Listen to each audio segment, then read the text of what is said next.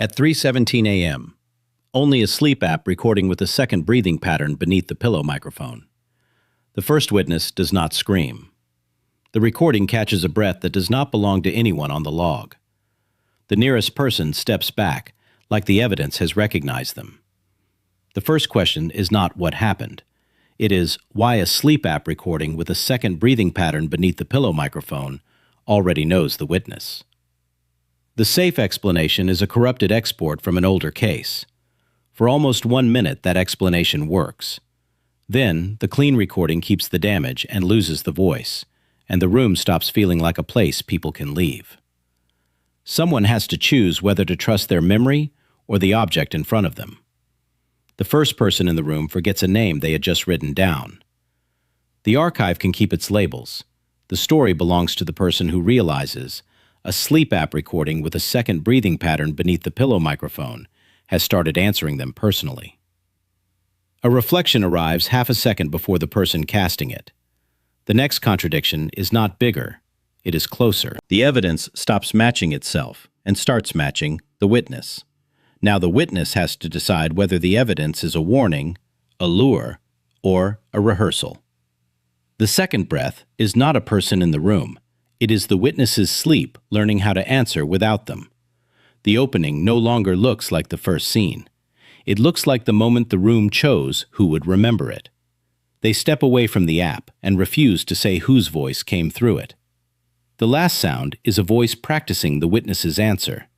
The file ends because the archive runs out of procedure, not because the witness runs out of fear. The timestamp clicks forward in a room where every clock has been unplugged. Because waveform changes only when the pillow is moved, someone laughs once, too quietly, then asks to leave without looking away. The cost is small enough to deny and personal enough to ruin them. When the app returns, battery failure almost holds, then the second playback removes the safest explanation. The reply is almost too quiet to file. Not yet. The words come from below, a bedroom where the phone keeps recording after the witness wakes up, and every safe explanation stops working. Battery failure would be comforting if it explained the timing. It does not, because the second witness is listed as present tomorrow. By now, a bedroom where the phone keeps recording after the witness wakes up feels rehearsed. The air has the flat, wet smell of a room after power has been off too long. The witness is no longer investigating the event. The event is testing the witness. Dust shifts across the table before the door opens. The archive wants a label, but a staffer pockets the key, then cannot remember which door it opens.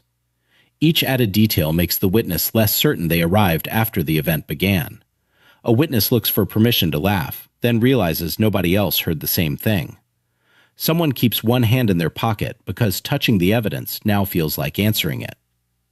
The personal cost lands in a practical gesture, a badge removed, a door avoided, a name crossed out twice. A hand stays above the table, a name is avoided, and one breath arrives too late. The room pressures the witness before anyone understands what noticed them first. The next silence has shape.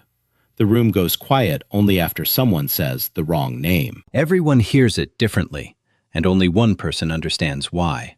A harmless detail becomes impossible to ignore. Trace stays narrow and deliberate, as if someone. The witness repeats the wrong date and starts crying before they understand why. The file has found the person it wants. The final ordinary sound is not a scream. It is the app, repeated once, after everyone agrees the room is empty. The evidence waits in plain view while the witness invents reasons not to look at it. A private memory becomes physical evidence in front of strangers. The app stops being information and starts sounding like a demand. The recording ends with the table waiting for another hand. The file tries to stay procedural, but the witness realizes the room knows which lie they were about to tell. That is where the horror leaves the object and enters the room. The private cost arrives quietly. The danger is not death. It is being edited out of your own account. Solving the case matters less than what the witness has to give up. By the time the app comes back, the danger has become intimate. A camera clock, drifting under load, fails because the room remembers the witness before the witness enters. Keep the camera on the person who tries not to react. The app makes the room feel chosen instead of observed. The archive can seal evidence, but it cannot seal what the witness remembers next. The safest explanation breaks in a human place. A hand stops, a name disappears, and the app waits in plain view. No one in a bedroom where the phone keeps recording after the witness wakes up says the fear out loud. A corrupted export from an older case still sounds useful until the clean recording keeps the damage and loses the voice. The room gives the witness one more chance to deny it. Then, the app answers with the detail they were hiding. What hurts is how ordinary the evidence remains. The witness understands that touching it would feel like agreement. The file can call it a discrepancy, but the witness has already changed. The witness realizes the room knows which lie they were about to tell. By the final pass, the evidence is not louder, it is closer. A staffer pockets the key, then cannot remember which door it opens. The corrected copy changes first. Wait, did you hear that? The witness asks. And a bedroom, where the phone keeps recording after the witness wakes up, seems to hold its breath around the app. Who answers when nobody has spoken? Stay with the witness after the obvious explanation fails. The room does not become louder, it becomes more personal. A corrupted export from an older case fails because the clean recording keeps the damage and loses the voice. One more practical detail changes what the witness can trust. The evidence stays ordinary enough to touch, and that is why touching it feels like answering. The next proof belongs to a person, not a file. Someone laughs once, too quietly, then asks to leave without looking away. The second witness is listed as present tomorrow. The horror keeps shrinking until it fits inside one remembered detail. The second playback removes the safest explanation. A second silence arrives after the room should be safe. A camera clock drifting under load almost explains it. Then the last sound is a voice practicing the witness's answer. Keep the camera on the person who tries not to react. A light flickers once, then holds steady, as if someone has warned it. Every explanation asks one person to give up a piece of what they remember. A mislabeled intake file still sounds useful until the evidence stops matching itself and starts matching the witness. The room gives the witness one more chance to deny it. The final tag is signed in handwriting the witness has not learned yet.